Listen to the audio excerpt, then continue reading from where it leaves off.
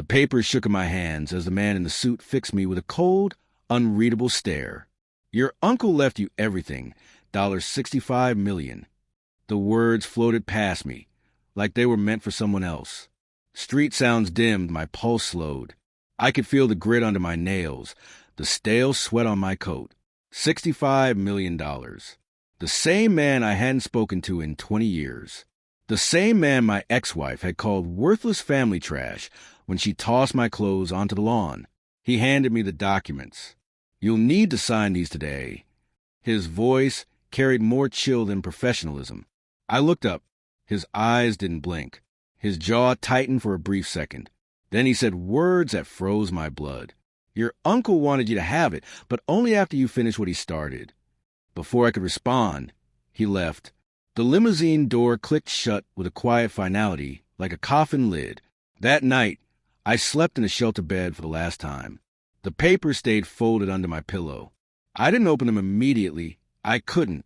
I stared at the ceiling, thinking of her, Emily, the woman who once called me her anchor, who smiled in court as her lawyer listed every mistake I'd ever made.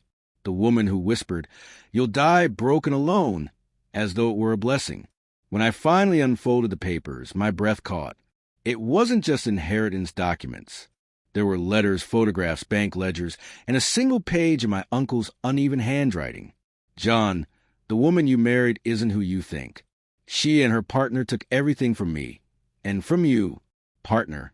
The word twisted in my mind like a snake. He listed dates, transfers, names. One name hit me immediately. Richard Dane, her lawyer. I didn't confront her. Not yet. People slip when rushed. They reveal too much. I rented a room with the lawyer's advance.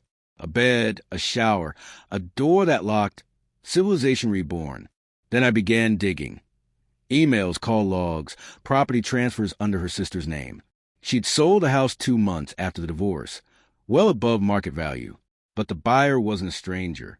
It was a shell company tied to Dane's firm. Every piece clicked perfectly. She hadn't just divorced me. She'd orchestrated it. Frozen accounts, lost property, debt she blamed on me. They all funneled into her pool. I watched her from afar once. She looked flawless. Expensive coat, new car, the same fake smile. Dane walked beside her, hand on her back like she was a trophy. They laughed. Only then did I realize I'd never truly seen her. The final proof arrived in a thick envelope. My uncle's sealed testament, unlocked after legal review. Inside, a notarized will and a recorded confession.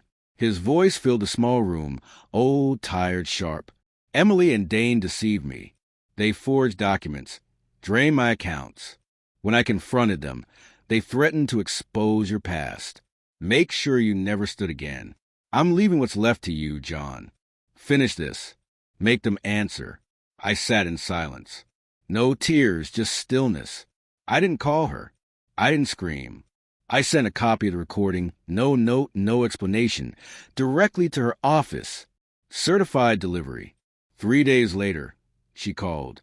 "John, we need to talk." Her voice cracked halfway. I stayed silent. Let the silence stretch. "Please, can we meet?" She tried again. I smiled quietly to myself, unseen. "Sure," I said softly. "Tomorrow." We met in a downtown cafe, the same place we'd signed our divorce papers. Poetic symmetry. She walked in, fragile, her designer armor cracking under fear. Dane followed, pale and nervous. I handed them a small drive. That's the recording, already submitted to the attorney handling my uncle's estate. She blinked. "John, please." "You drained his life," I said quietly. "And mine. You called me worthless. You said I'd die broke and alone." She reached across the table. "I made a mistake."